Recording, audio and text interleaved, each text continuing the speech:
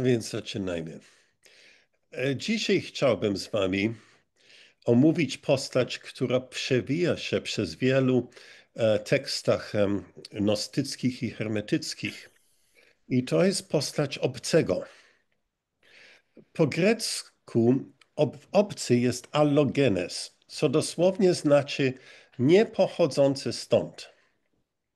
Po angielsku odpowiednik jest słowo alien, co w dzisiejszej kulturze Hollywooda zazwyczaj określa jakiś potwór pochodzący z głębokiego kosmosu i głównie nie bardzo przychylny, który atakuje Ziemię. Jest cała seria filmów z aktorką Sigourney Weaver, która mają tytuł Alien właśnie. I w wielu krajach alien to znaczy imigrant obcego obywatelstwa. W Ameryce tak jest. Ja miałem taką kartkę pobytu i nazywała się Alien Registration Card. Bardzo śmieszne. I raz naprawdę dowcipowałem takim siedmioletnim chłopcem i powiedziałem, że jestem z innej planety i oto dowód i wyciągam tą kartkę pokazać mu i jego oczy tak szeroko się otworzyły i był tak zdumiony tym. A więc e, to jest słowo. Ale w tekstach gnostyckich to jest nazwa gnostyka, który jest w tym świecie, ale nie z tego świata. Pochodzi od pełni, a jest tu jako odwiedzający. W pismach Epifaneusza i Porfeusza czytamy, że krążyły teksty w II, III i III wieku naszej ery zatytułowane Allogenes. Ci autorzy pisali o tych tekstach z wielkim oburzeniem. Epifaneusz na przykład pisze: Setianie piszą zaś księgi pod imieniem wielkich mężów i powiadają, że jest 7 ksiąg napisanych pod imieniem Seta. Inne zaś jeszcze książki zwą obcymi Allogenes. Archontycy gromadzą pewne inne księgi. Czynią tak, jakby miało się okazać, że wprowadzając coś nowego, uwiarygodnią swój błąd przez liczne dowody. Teraz zaś posługują się takimi tak zwanymi obcymi. Są bowiem księgi o takim tytule. Tak pisze Epifaneusz. Ci archontycy, o której on pisze, o ile wiemy, to byli gnostycy, którzy mieszkali w Palestynie w IV wieku. Prowadzili proste życie, bez posiadania niczego, możliwie też prowadzili życie ascetyczne. Z tych wielu tekstów znamiennych Allogenes mamy tylko 2. Jeden jest w kodeksie 11 Nag Hammadi, o którym powiemy później, i jest także 4. tekst w kodeksie Czakos, bez tytułu, który naukowcy nazywają Allogenes, bo postać obcego jest w nim główną postacią. I tym tekstem dzisiaj zajmiemy się. Przypomnijmy sobie, że kodeks Czakos odnaleziono w Egipcie, a dopiero opublikowano w 2007 roku. I on zawiera między innymi Ewangelię Judasza, Apokalipsa Jakuba, list Piotra do Filipa i tekst nazwanym Allogenes. I ten ostatni jest najbardziej uszkodzony. I dopiero od niedawna, powiedziałbym tak 6 lat temu, strony zagubione tego tekstu odnaleziono i zredagowano. A więc ten tekst jest w języku koptyjskim, ale na pewno był skomponowany w greckim około końcu II wieku, początek III wieku. Pierwsza połowa opisuje kuszenie Allogenesa. Dosyć podobne do kuszenia Jezusa na pustyni w Ewangelii Mateuszu. Ciekawa jest ta obecność szatana, który prawie nigdy nie występuje w dziełach gnostyckich. Druga połowa tekstu opisuje wznoszenie się duszy poza sfery ziemskie, coś, co podobno archontycy uczyli. I tu najciekawsze jest, że ten opis kojarzy się z opisem w Ewangelii Marii. I język jest dosyć podobny. Protagonista tego tekstu jest Alogenes, obcy. Zaraz po końcu tekstu, ciekawie, na następnej kartce widzimy parę zdań z kodeksu hermetycznego 13, tajemny wykład Hermesa na górze. Przechowali się tylko parę zdania, ale widzimy, że temat Alogenesa kojarzy się z hermetyckim tekście. Chciałbym wam właśnie przypomnieć, jak zaczyna się właśnie 13 tekst Corpus Hermeticum, gdzie uczeń Hermesa, mówi do nauczyciela: ale kiedy po twojej rozmowie ze mną schodziliśmy z góry i stałem się twoim błagalnikiem, prosząc, abyś włożył mi naturę o potwornych narodzinach, ponieważ ze wszystkich rzeczy tylko jednego nie wiem.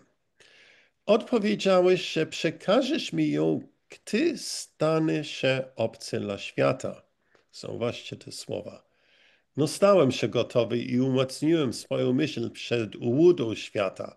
Uzupełnił więc braki mojej wiedzy.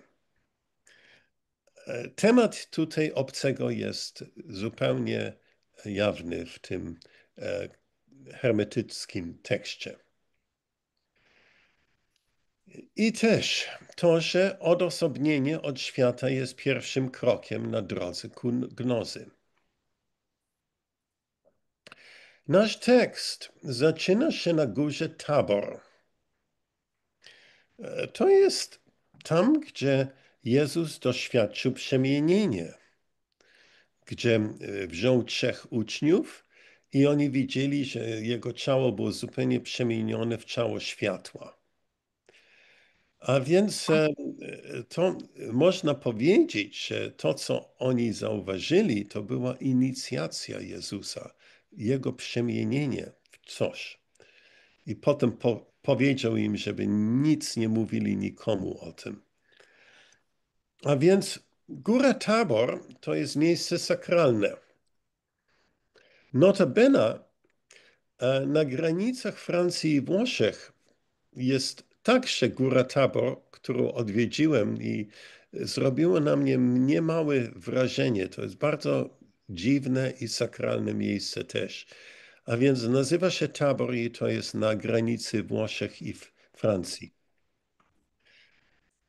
Teraz w Ewangelii Mateusza kuszenie Jezusa dzieje się na pustyni, ale tutaj to wszystko dzieje się na górze. Góra Tabor jest także wymieniona w Ewangelii Hebrajczyków. Mamy tylko szczątki tego dzieła, cytowane przez ojców Kościoła. Na przykład tu Orygenes cytuje: tak samo uczyniła moja matka, Duch Święty. Chwyciła mnie za jeden z włosów i zaniosła na wielką górę Tabor. Popatrzcie. Duch Święty, żeńska postać, nosi Jezusa na górę Tabor, trzymając go włosami. Mateusz pisze, że Duch Jezusa przyprowadził do pustyni, aby był kuszony. A więc mamy tu w tych obu miejscach znamiane, że Duch Święty jest, kto nas prowadzi do miejsca próby, gdzie zobaczymy, czy naprawdę jesteśmy silni, czy jesteśmy tym, co myśleliśmy, że jesteśmy. I jeśli tak, to możemy przejść przez próg. I to może, co jest inicjacją. I to często było też w misteryjnych szkołach, że najpierw była próba, że kandydat musi czegoś dokonać, aby pokazać, że zasługuje na to, co mu będzie dane. No i zobaczymy, co tu w tym wypadku będzie. A więc czytam. Modlitwa na taborze. Mój synu, módlmy się do Boga, aby Ojca Eonów, aby nam zesłał duch poznania dla objawienia misteria, abyśmy poznali siebie, skąd wyszliśmy, dokąd dążymy i co mamy czynić, aby żyć. Wyszli i przybyli na górę zwaną Tambor, padli na kolana i modlili się tymi słowami. Panie Boże, który jesteś ponad tymi wszystkimi wielkimi eonami, który nie ma początku ani końca, daj nam ducha poznania dla objawienia misteria, abyśmy poznali siebie, skąd przyszliśmy, do czego i co mamy czynić, aby żyć. No tu zaczynamy od modlitwy. Jest grono, wspólnota, która zbiera się na górze Tabor. A o co gnostyk zazwyczaj modli się? O duch poznania, o otwieranie zmysły, o powrót pamięci, tak zwany anamnesis, aby poznał, skąd pochodzi, dokąd dąży i co ma zrobić, by utrzymać duchowy pokarm. Nostak zwraca się jako syn do swojego ojca, ojca najwyższego. Jest to modlitwa przed próbą, do której Alogenes musi poddać się. Ale najpierw musi on przejść przez próbę i ocenić, czy jego dusza jest dosyć silna. Gdy obcy rzekł te słowa, ukazał się na ziemi szatan, ten, który świat wstrzymuje. Rzekł mu: chodząc po tej górze, bo kręcąc się w kółko, nie znajdziesz niczego. Lecz chodź i bierz sobie, co jest w moim świecie.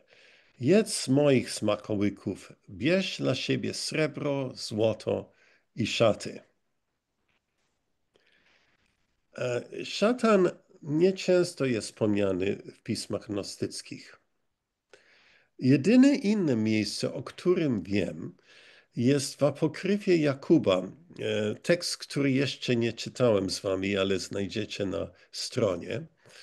I tam szatan jest wymieniony jako kusiciel.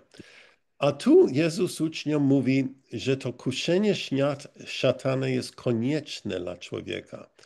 I przeczytam wam trochę z Apokryfu Jakuba. Odpowiedziałem i rzekłem do niego: mistrzu, to Jakub mówi Jezusowi, możemy być ci posłuszni, jeśli chcesz, ponieważ opuściliśmy naszych ojców, nasze matki, nasze wioski i poszliśmy za tobą. Daj nam sposób, abyśmy nie byli kuszeni przez złego diabła. Mistrz odpowiedział i rzekł: jaka wasza korzyść, że czynicie wolę Ojca, ale nie przyjmujecie Jego daru, kiedy jesteście kuszeni przez szatana?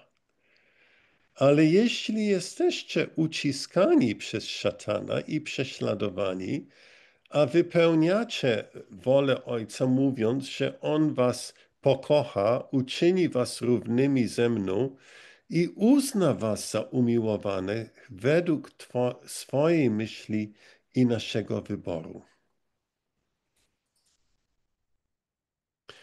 A więc Jezus mówi, że Ojciec pokocha i uczyni was równymi ze mną. Deifikacja. I tu, a więc kuszenie jest przez Pana świata jest konieczne. I że odrzucenie szatana człowieka przemienia. Także człowiek staje się równy z Jezusem. Alogenes, tu szatan jest określany jako ten, który wstrzymuje. On ogranicza świat przez swój system władzy.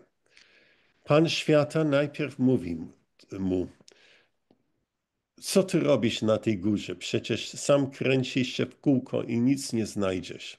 No mniej więcej szatan mu tak mówi. Ale popatrz, do mojego świata jest tu podwójne kuszenie.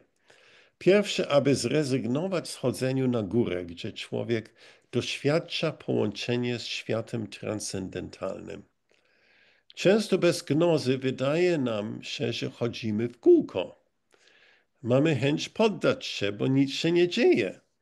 No i tak radzi szatan. Mówi, dlaczego chodzisz w kółko? Bo przecież tam nic się nie dzieje. No chodź, pokażę ci coś ciekawego. I pokazuje mu go bogactwa świata, złoto, srebro, ale to nie wszystko. Namawia Alogenesę, by wszedł w środek świata, brał z niego pokarm i także szaty. Jest to ciało, pokrywka dla duszy. Czy trzeba być żebrakiem, myślicie?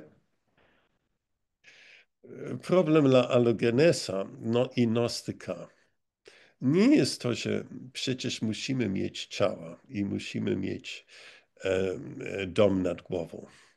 Ale problem jest, że te rzeczy często stają się obciążeniem dla ducha. To, co jest ofiarowane, jest pułapką, która może ducha uwięzić. I pokarm potrzebują opiekę, pielęgnowanie. Nie można o nich zapomnieć. Człowiek o nich myśli, opiekuje się nimi i tworzy projekty. Wyobraźcie sobie, że wygracie loterię i nagle na koncie macie 100 milionów złotych. No co zrobicie z tymi? No, niektórzy będą szczęśliwi tym, ale niektórych nagle zobaczą, kto jest przyjacielem i że wszyscy patrzą na nich inni, żeby w jakim sposób łapy na te pieniądze dostać. I te I te fundusze nie można tak czytać, zostawić na konta. Trzeba jakoś inwestować, trzeba kupić akcje, trzeba to, trzeba tamto, trzeba owako. Pieniądze, skarby świata nie zajmują się same. My musimy się nimi zajmować. I oczywiście, jeśli mamy fach i zainteresowanie, to nic jest złego, że spędzamy całe dni i noc troszcząc się o nasze pieniądze. Ale nie narzekajmy wtedy, że nie mamy czasu na medytację, że nie mamy, że po prostu nasze myśli idą w tym kierunku, a po prostu nie w tamtym, a więc to takie rzeczy to są pułapką i mogą nas właśnie złapać i trzeba uważać na takie rzeczy. No, to nie znaczy oczywiście, że nie można mieć domu ani pieniędzy. Każdy z nas musi mieć dach nad głową, ubranie i pieniędzy. Ale czy te rzeczy nami rządzą do stopnia, że świat wyższy znika nam z oczu? To jest istotne pytanie. No, dalej. Pokuszeniu, co obcy odpowiada. Obcy odpowiedział tymi słowami: Odejdź ode mnie, szatanie, nie szukam bowiem ciebie, lecz mego Ojca, ten, który jest wyższy niż i wszystkie wielkie eony. Ja bowiem jestem tym, który zwał obcym, Alogenes, gdy jestem z innego rodu, a nie jestem z twego rodu. Notabene, tekst jest na mojej stronie i zachęcam Was za zaglądnięcie tam. Tu w każdym razie odpowiada wyższe ja Alogenesa. On wie, skąd przybył. Jedyną rzeczywistość dla niego jest Ojciec ponad wszystkiego, a nie fałszywy Bóg tego świata. Też tu Alogenes oświadcza swoje pochodzenie, swoje geny. Właśnie ciekawe, tutaj ród, po grecku słowo jest genos, od którego mamy geny. A więc chyba chodzi tutaj o ród Seta. To jest trzeci syn Adama. Chociaż nie jest tu wymieniony, Alogenes Nag Hammadi także go wspomina. A więc gnostycy, Setianie, ci, którzy wspominali o tych dwóch tekstach, w tym tekście Set nie jest wymawiany, a tamtym jest. Ale Setianie właśnie często wspominali o Secie i że są z rodu Seta. No, następne kuszenie, co my mamy? Niestety tylko fragmenty. I przeczytam to, co mogę zrozumieć tutaj. Wówczas rzekł doń ten, który ma w mocy świat. My sami, kropka, kropka, kropka, przyjdź, kropka, kropka, w moim świecie. Obcy odrzekł mu, odejdź ode mnie, szatanie, oddal się, nie należy bowiem do ciebie. Odszedł od niego szatan po tym, gdy zagniewał się na niego wielokrotnie i nie mógł go zwieść. Gdy został pokonany, oddalił się na swoje miejsce wielce zawstydzony. A więc w tych dalszych kuszeniach znowu szatan proponuje Alogenesu, by wszedł w jego świat, a on odmawia, odpowiadając, że on nie należy do szatana. No, diabełek dalej gniewał się. Chyba dalej kusił, ale nadaremnie. Potem oddalił się. Alogenes przeszedł przez próbę. Przechodzimy do drugiej połowy tekstu, gdzie jest opis przemiany i inicjacji Alogenesa. Zaczyna się ona modlitwą obcego, chociaż przeszedł przez próby, znajduje się on na pustyni w pustym miejscu. Jest to ciemna noc duszy. Czuje, że jest on opuszczony, roztrzaskany na kawałki i nic nie wie. Jakby nawet gnoza go opuściła. Wówczas obcy zawołał donośnym głosem tymi słowami: O Boże, który jest w wielkich eonach, usłysz mój głos i zmiłuj się nade mną i ocal mnie od wszelkiego zła. Zwróć na mnie swe spojrzenie i usłysz mnie, bo jestem w tym pustym miejscu. Teraz zaś mnie oświeci światło niewysłowione. Raczej mówi, teraz zaś niech mnie oświeci światło niewysłowione. Już lepiej czytałem. No i odpowiedź, Twoje światło się rozchodzi. Tak, Panie, pomóż mi. Nie wiem bowiem nic. W górze na wieki wieków. Czy kiedykolwiek doświadczyliście takie miejsce, gdzie można powiedzieć, że zdecydowaliście, że nie wiecie nic? Ja miałem takie przeżycia nieraz. I to są bardzo bolesne miejsca i czasami tak przychodzi taki moment, albo nasza dusza nam przynosi to, albo po prostu jesteśmy wprowadzeni w to miejsce i możemy tylko powiedzieć, Boże mój, rób ze mną, co chcesz, bo ja naprawdę nic nie wiem już. A więc to jest niefajne miejsce, ale to nie jest nietypowe właśnie dla tych, którzy przeszli próbę i widzą wszystko jako złudzenie i nie wiedzą, na czym się oprzeć. No i coś ciekawego teraz się dzieje. Kiedy jeszcze to mówiłem, to otoczyła mnie chmura światła. Nie byłem w stanie spoglądać w światło, które otoczyła chmura. Chmura zdawała się światłem, Z chmury i ze światła usłyszałem słowo, które oświeciło mnie, mówiąc tymi słowami. Obcy, głos Twojej modlitwy wysłuchano. Posłano mnie do Ciebie tu, abym oświadczył Ci dobrą nowinę, zanim wyjdziesz z tego miejsca, abyś poznał. A więc chmura świetlna. Spotykamy chmurę świetlną w Nowym Testamencie w kilka miejscach. Na górze Tabor, gdzie Jezus przemienił się i z tej chmury głos przemówił. Kiedy Jezus wstąpił do nieba, to po prostu uniósł się w powietrze i chmura świetlna jego ciała przyjęła. A więc ewangelista mówi obłok, ale to nie był obłok zwyczajny, to coś innego było właśnie w tym miejscu, ta chmura świetlna. No i też jest bardzo ciekawy przykład w Ewangelii Judasza, gdzie przy końcu Ewangelii Jezus przemawia Judaszowi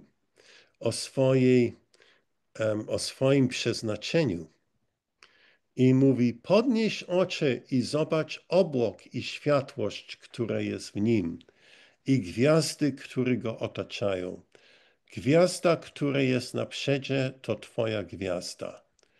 Judasz podniósł oczy i zobaczył obłok świetlisty i wszedł do niego.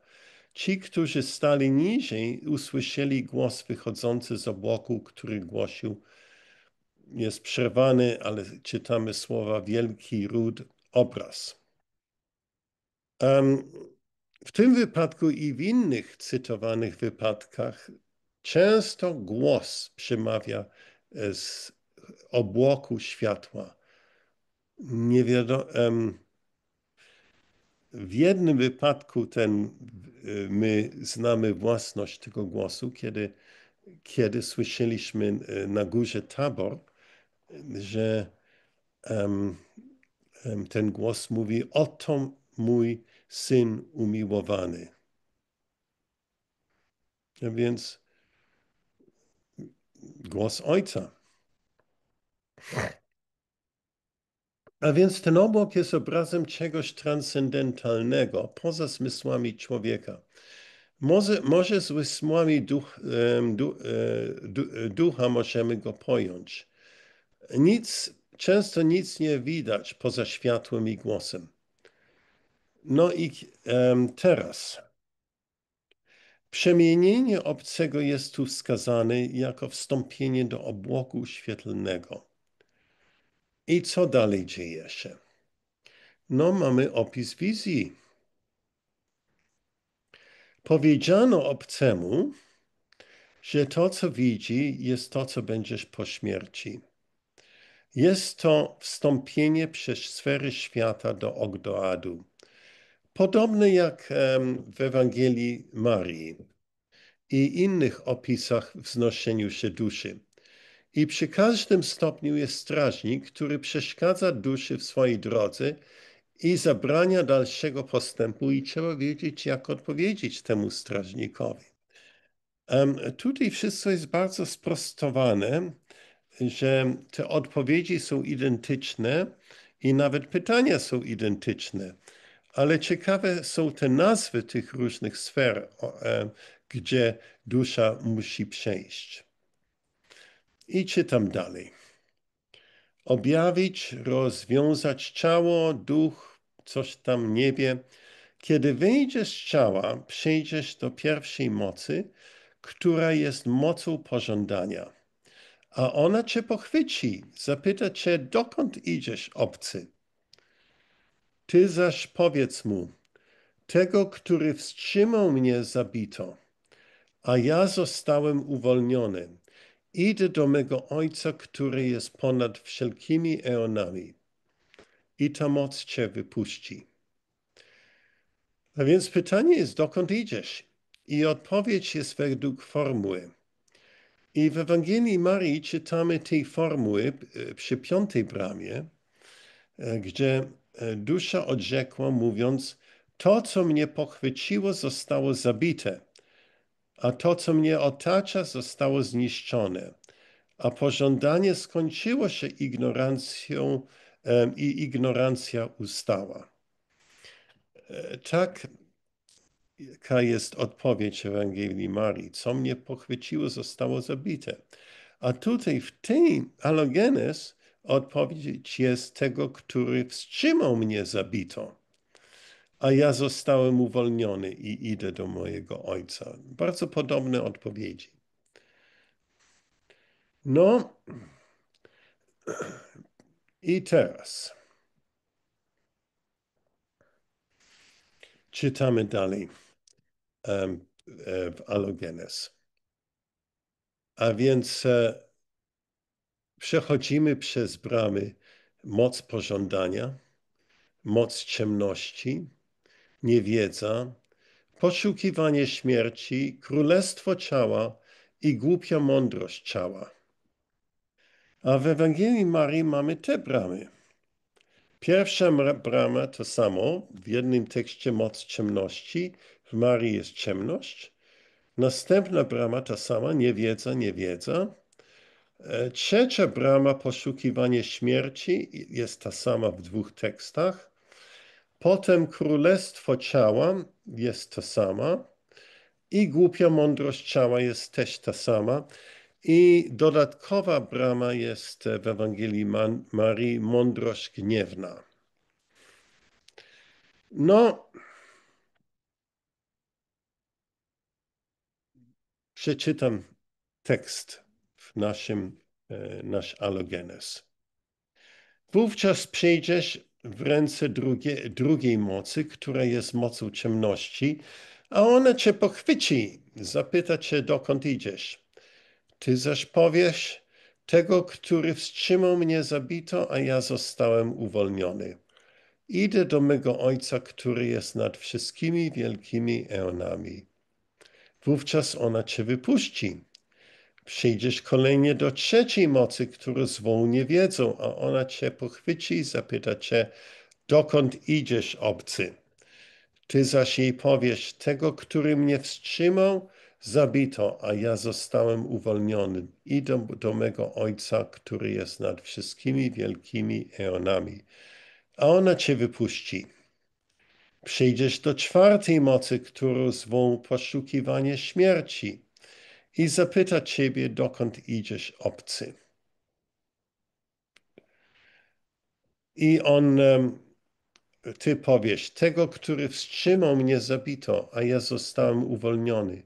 Idę do mego Ojca, który jest nad wszystkimi eonami, a On cię wypuści.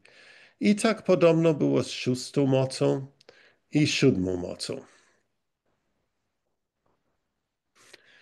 I tekst kończy się ciekawym zdaniem: i wejdziesz nad wszystkimi aniołami, nie bądź tchórzliwy, bądź silny, obcy, nie bój się.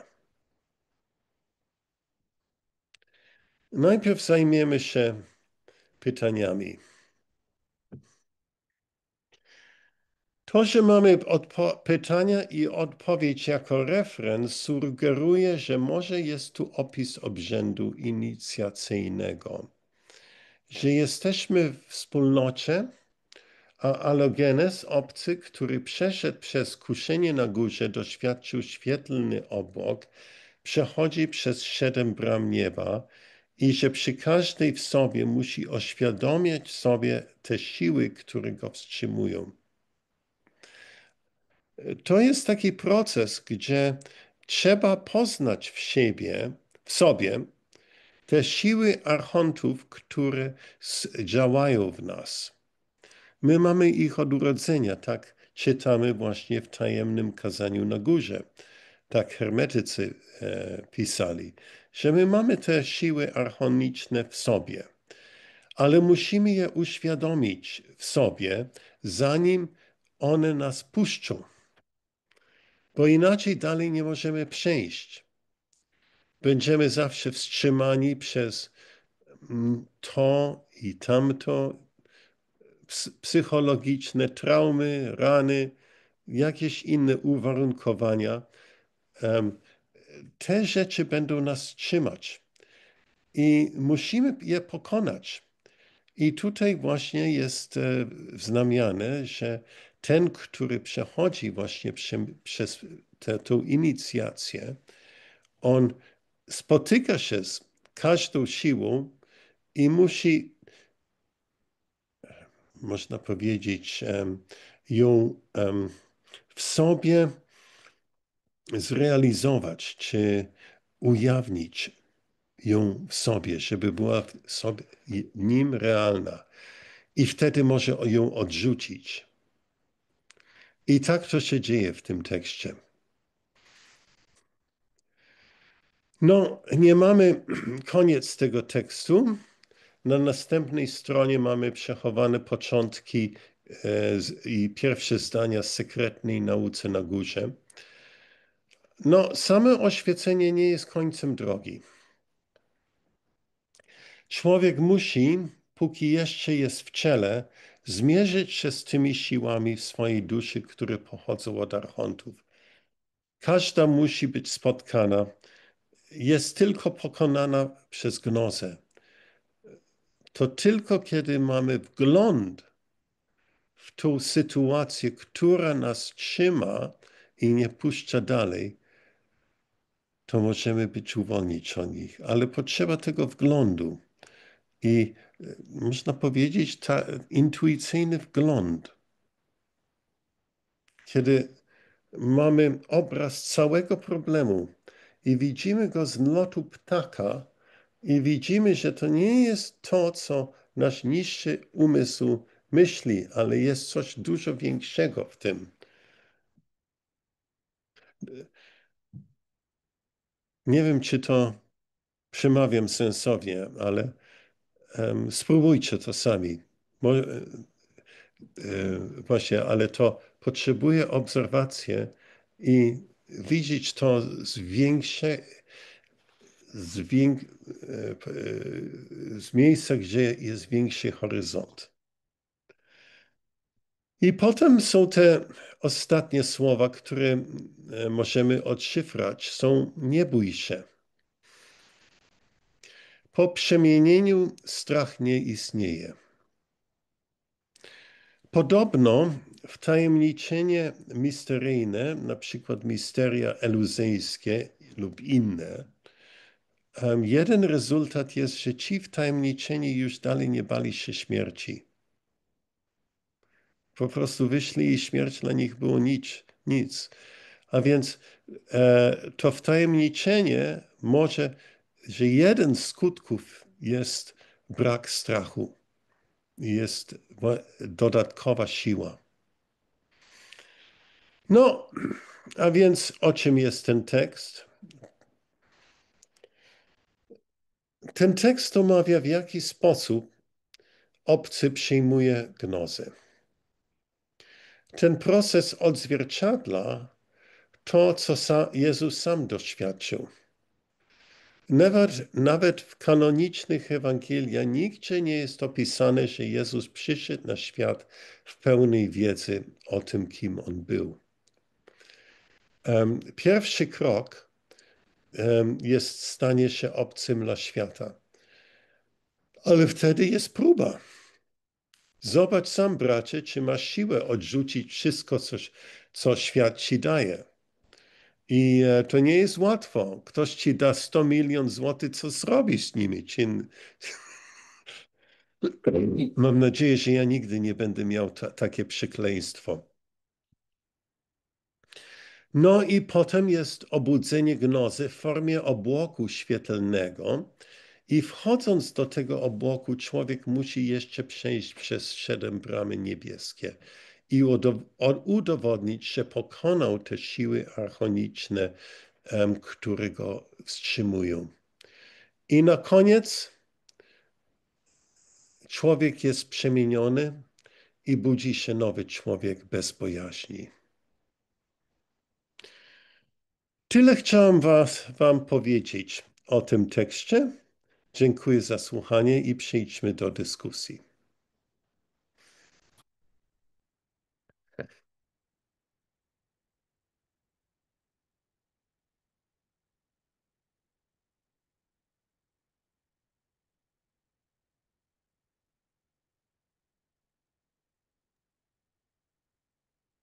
Dla mnie to jest bardzo na czasie tekst, bo akurat przechodzę nie dość, że przez ciemną noc duszy, to jeszcze właśnie porzucam materię. Mhm. Mm, Już od kilku lat, ale teraz szczególnie pozbywam się wszystkiego, co wypracowane zostało do tej pory w moim życiu. Ym, I czym bardziej się od tego uwalniam, i czym bardziej takie ascetyczne i proste życie zaczynam wdrażać już jeszcze bardziej, pomimo że to od lat już robię, to tym więcej jest czasu na poznanie, na duchowość, na kontemplację, na modlitwę, na medytację, na spokój, na radość, na radowanie, na miłowanie. I jeśli jest to świadomy wybór, tak jak w moim przypadku, a nie zrządzenie losu, że ktoś mi coś odebrał, tylko kiedy sama się tego pozbywam, bo tak chcę, bo tak wybieram, to jest to bardzo głęboki i mistyczny proces, który polecam szczerze każdemu, kto naprawdę chce poznać duchowość, bo dopiero wtedy się otwiera to, kiedy materia przestaje rządzić życiem. Mhm. Po prostu jest tylko niezbędna do podtrzymania na tak najprostszym poziomie, jaki tylko jest możliwy. I dosłownie, dosłownie za życia się pojawia prawie że próg nieba wtedy. I to po pierwsze. Więc idealnie mi ten proces tutaj pasuje, ten tekst, który czytałeś. A druga rzecz to jest ta ciemna noc duszy. To jest właśnie to spotkanie się właśnie wtedy, kiedy się odrywa od materii i pochyla się bardziej nad samym sobą, to zaczyna pojawiać się, pojawia się to, co powiedziałaś, anamnezis, czyli zaczyna się przypominać nawet inne wcielenia, różne rzeczy, które są jeszcze schowane w podświadomości, bardzo stare traumy, do których nigdy by się nie zajrzało, bo w przewalaniu materii z lewej na prawą stronę po prostu nie ma na to czasu.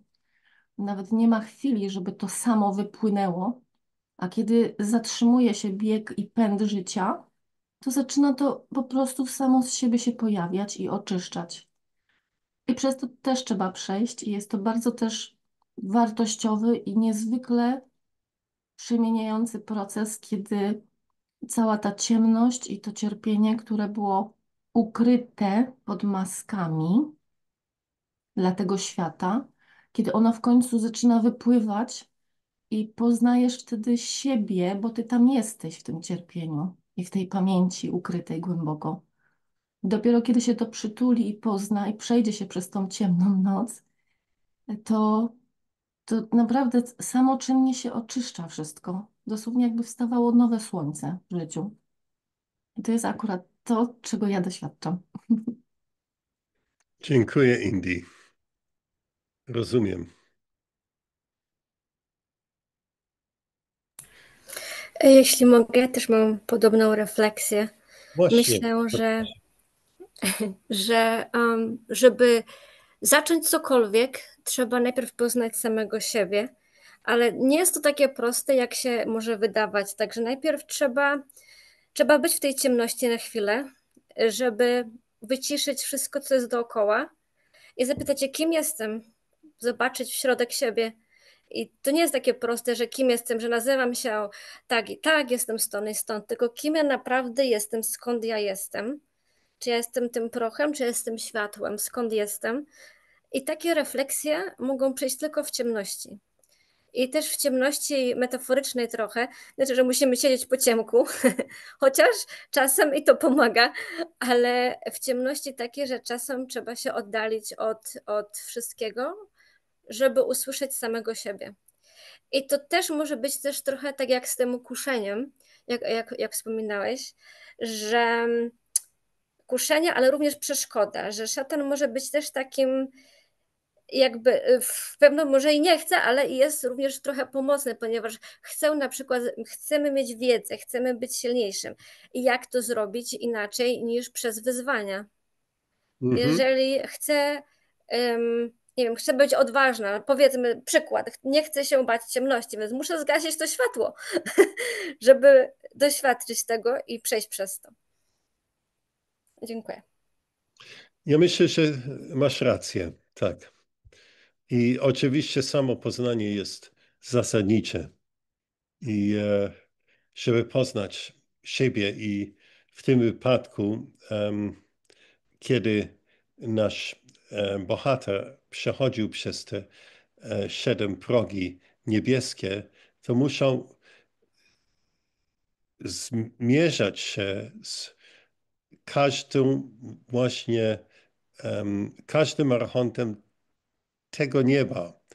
I te rzeczy, co w nim były, właśnie, to były nie jakieś kosmiczne gdzieś tam w kosmosie, ale to były w nim te siły, które on musiał uświadomić sobie. A tu jeszcze Basia powiedziała, to bardzo ważne pytanie, czy ja jestem prochem, czy jestem światłem. I w momencie, kiedy on się spotykał z tymi warstwami archontycznymi, mówił, to co mnie powstrzymało, to umarło. Mhm. I ja to wewnętrznie interpretuję jako śmierć ego ja, które jest danym wcieleniem, jest ciałem, jest umysłem, jest tym tutaj z tego świata, czyli właśnie stało się po prostu prochem we mnie. I dopiero kiedy się wybierasz tą opcję, że jestem światłem i porzucasz siebie tutaj starego i pozwalasz temu umrzeć, to możesz przejść dalej. I, tak, ale ja bym radził samemu spróbować i zobaczyć, o co chodzi. Bo w takim tekście, ten tekst to nie jest tylko teoretyczny. Ten tekst ma wiele w nim, co my możemy sami wziąć i praktykować sobie. A więc może za tydzień, dwa, em, chyba za 2, 3 tygodnie raczej, będziemy mówili o używaniu wyobraźni i w jaki sposób. Bo to jest bardzo ciekawe. Pójdź sobie gdzieś do lasu i zobacz. I kiedy jesteś tam, to w swojej wyobraźni staj się obserwatorem, który patrzy z tyłu, kim ty jesteś. I zobacz, co zobaczysz. Czy zobaczysz coś solidnego? Czy zobaczysz coś, co jest prochem? Czy coś, co jest światłem? Czy to, co ty nazywasz siebie, Indy albo Barbara, czy to naprawdę istnieje, czy nie? To jest pytanie. A więc takie rzeczy ja powiedziałbym, co te teksty opowiadają, to w pewnym sensie mogą być doświadczone przez każdego, który pójdzie sobie i spróbuje i wejdzie w tej aktywnej wyobraźni, żeby to zrobić.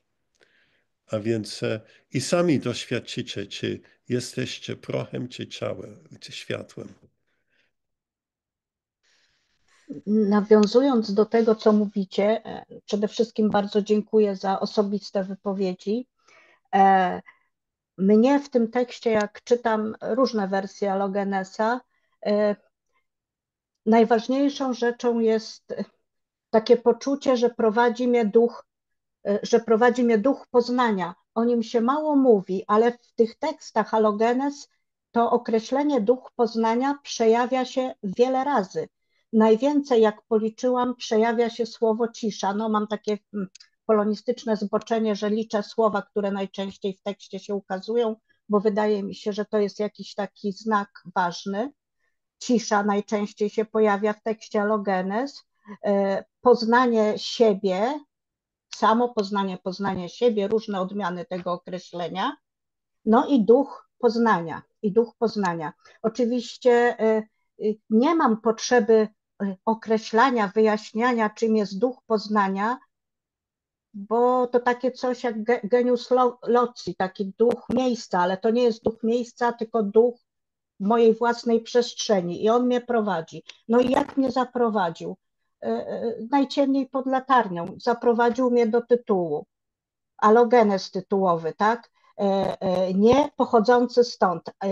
Ta forma w języku polskim wskazuje na rodzaj męski, to może być mylące, tak? I większość interpretacji jest taka, że chodzi o gnostyka, być może o Jezusa, o gnostyka w ogóle, albo każdego z gnostyków.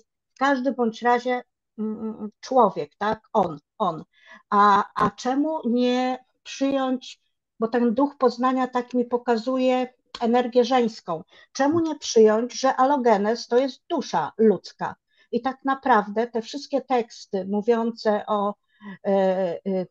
o tej obcości w świecie dotyczą właśnie tej obcości duszy w świecie, że ona się czuje obca, jak sobie z tym radzi właśnie. I teraz duch poznania to jest ta wyższa instancja, która tę duszę uczy.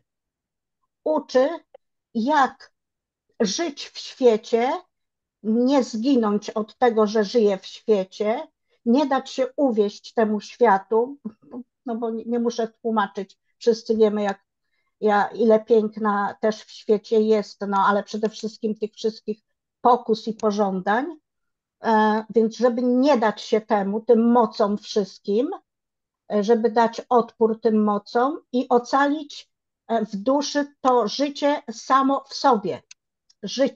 Życie, prawdziwe życie, nie to martwe życie, które dusza ma w tym świecie, ale życie w ogóle, żeby ocalić. I ta podróż w wyższe światy wydaje mi się, że jest taką nauką dla duszy właśnie, jak ma żyć tutaj, żeby nie umrzeć. Jak ma tu żyć, żeby nie umrzeć w tym życiu, które tu ma, tylko już tu mieć to Królestwo Boże w sobie. Tak jak jest powiedziane, Królestwo Boże jest w was, to są bardzo ważne słowa. Królestwo Boże już teraz jest w was. To jest ogromna nauka. Wydaje mi się, że bez inicjacji, bez głębokiego życia duchowego tych słów się nie pojmie, nie zrozumie, nie przeżyje się tej prawdy, że Królestwo Boże już jest w nas. Bo to nie my, to dusza tę prawdę musi poznać. I tu właśnie mi się wydaje, że mówiąc tym językiem psychologicznym, sprowadzamy to do ja, tak? Do tego wszystkiego, co dotyczy naszego ja, a można byłoby jednak się odważyć, mówiąc językiem bardziej mistycznym tutaj, że tu chodzi o tę duszę, która jest w nas, o tę naukę, która ona przechodzi. No, to ciężko słowami jakoś tak dokładniej wyjaśnić, ale mam takie przeczucie, że Alogenes jest tekstem o duszy, o inicjacji duszy, o nauce duszy, a nie o gnostyku w ogóle. No, dziękuję bardzo. Iwona, muszę powiedzieć, że szalenie ciekawa teoria i szalenie ciekawy pomysł. Nie patrzyłem na te teksty w ten sposób, ale ja myślę, że jest zupełnie możliwa interpretacja i oczywiście każdy musi przejść do tego swoim sposobem. Co do tego obcego, ten, który jest obcy, i ja teraz wracam do innej interpretacji, mówiąc o obcym w świecie. W przyszłym tygodniu omówimy to. Niektóre te rzeczy, o których mówiłaś, to musimy w przyszłym roku omówić, bo tam to będzie pytanie, co gnostyk robi ze sobą w świecie. A więc czym się zajmuje? Czy tworzy stowarzyszenia? Chodzi na rytuały? Czy manifestuje? Co gnostyk robi w świecie? Można powiedzieć, co dusza robi w świecie też. Bo oczywiście w tym sensie dusza, w sensie Pistis Sophia, która była uwięziona w chaosie, no jakoś ona musiała jakoś się z tym zmagać. Ale to, w każdym razie to na przyszły tydzień weźmiemy ten temat. Ja nie wiem, jak tu się tą łapkę podnosi, coś nie mogę znaleźć. Ale jeszcze chciałem się szybko odnieść, bo częściowo się z Iwoną zgadzam, że to jest o duszy, ale troszkę tak też i o gnostyku, bo myślę sobie tak, ta góra Tabor to jest tak naprawdę ten wysiłek, który my musimy sami wykonać, medytując, prowadząc aktywną imaginację, zastanawiając się nad sobą, nad światem, wznosząc się niejako no, energetycznie, jakkolwiek to słowo brzmi, czyli idąc na górę, wspinając się na tą górę coraz wyżej i w pewnym momencie, czyli najpierw jesteśmy tym gnostykiem, wchodząc na tą górę, coś nas ciągnie, my nie wiemy co. Jak wchodzimy wyżej na tą górę, widzimy więcej, powietrze jest rzadkie i tam ta dusza zaczyna się już uwidaczniać, zaczynamy ją trochę słyszeć, zaczynamy może nawet coś widzieć. Jak jesteśmy na samej górze już, czyli tam, gdzie powiedzmy dusza może już widzieć troszeczkę tego ducha, może nie tak całkiem, ale już to wtedy dopiero na górze będąc, mogę się zgodzić, że już to jest o duszy. Ale Tak. zanim my na tą górę się wspinamy, to jeszcze jesteśmy gnostykiem i tak naprawdę nie wiemy, po co my się wspinamy. Czyli tak trochę się zgadzam, a trochę nie. No, bardzo dobra interpretacja. Zobaczymy. Więc spróbuj. Myślę, że to jest zupełnie możliwe, ale spróbuj. Zobacz, czy to działa dla ciebie. Znaczy, no ja troszkę widzę, że troszkę działa. Czasami nie wiem, co ja widzę, Tak, tak, tak. Tak. ale czasem powiedzmy, jak te chmury się rozpraszają, to są takie momenty, tylko że to trudno opisać później, bo jak zaczynam o tym mówić, to już widzę, że to jest nie to. To jest rzecz, którą się czuję, a której trudno jest opisać. Ewentualnie przez analogię można opisać, ale te analogie są kulawe. W tekście Znak Hammadi Alogenes, ja myślę, że tam jest trochę jaśniej, że tu chodzi o duszę i że główna postać Alogenesa to jest dusza. I tam jest oczywiście także duch objawiający Juel, która naucza duszę i właśnie wprowadza wyższe światy. Ale ja nie wiem, ten podział pomiędzy gnostykiem i duszą to jakoś czasami nie bardzo widzę różnicę. A to w sumie można pogodzić, myślę, tak, że jak zaczynamy wchodzić na tą duszę, na tą górę, to jesteśmy duszą ubraną w gnostyka. I No, jak wchodzimy wyżej, to jakby się rozbieramy troszeczkę z tego gnostyka i robimy się bardziej nagą duszą, która więcej widzi. Ale ta mm, dusza jest cały czas. mhm. Tak, ja pamiętam ten tekst i na pewno można mieć tu interpretację też. Tak, Tak. dziękuję, Robercie. Dopowiedziałeś to, czego ja nie potrafiłam wyrazić. O nagą duszę, tak mi chodziło. No tak, bo my w sumie tą duszą jesteśmy inkarnowaną, czyli w mięsie. Inkarna. I jak to mięso tak zrzucamy, a przynajmniej ono nam mniej przeszkadza, jak wchodzimy wyżej, no to wtedy ta dusza widzi swoimi oczami, bardziej swoimi zmysłami, ale my jesteśmy cały czas tą duszą, czyli w sumie to jedno i drugie to jest prawda, się tu zgadzamy. Chciałbym dodać coś, co nie jest zupełnie głupie, chociaż można, może to brzmieć niedorzecznie. Jedna rzecz o górach jest, tam jest mniej przyciągania Ziemi, mniej grawitacji. Według niektórych tekstów, których nie mogę wymienić, bo byłem właśnie na wykładzie Stefana Hellera i on właśnie powiedział, że gdzieś wyczytał, że Demiurg to właśnie wynalazł przyciąganie, grawitację.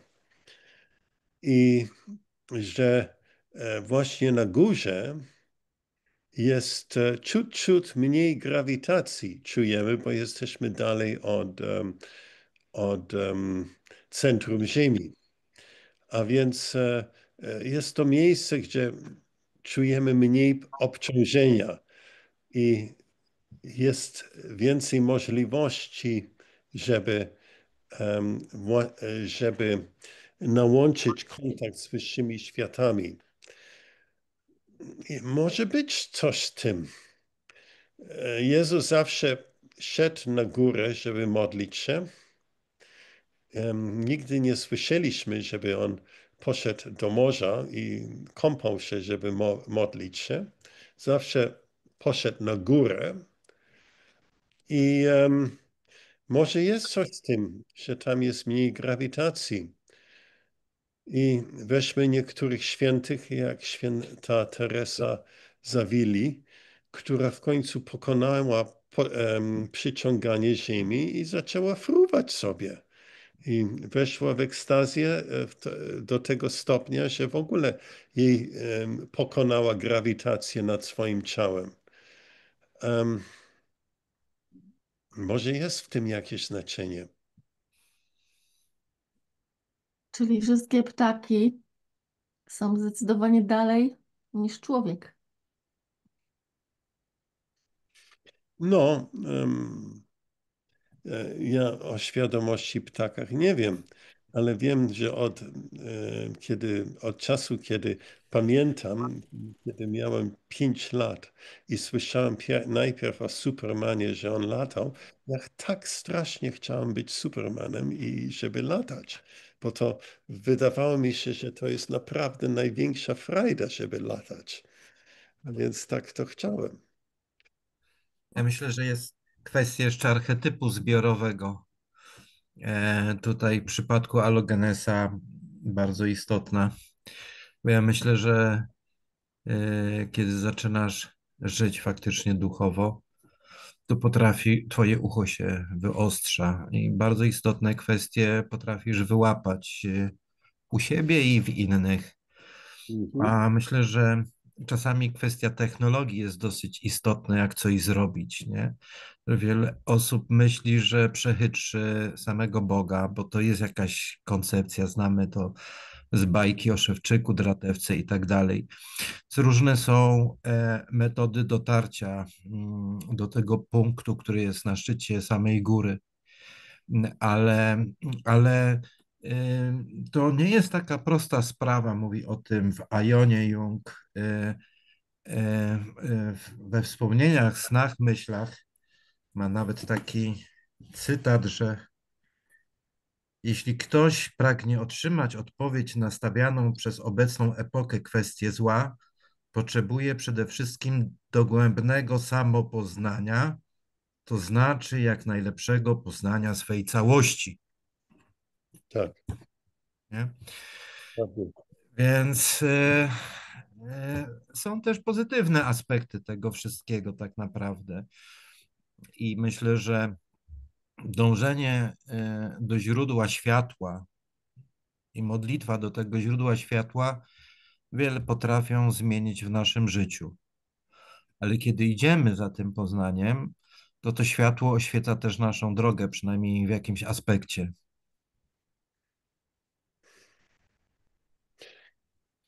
Tak. Właśnie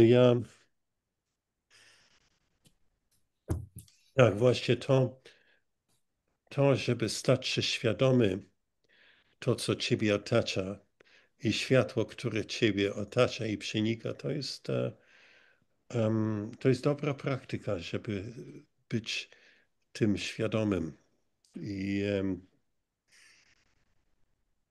Na którymś etapie różnicowanie się kończy, prawda? E, I człowiek dokonuje jakiegoś wyboru w swoim życiu. Mhm. I to jest przeważnie świadomy wybór, bo go to bardzo dużo kosztowało. Tak, tak, dokładnie.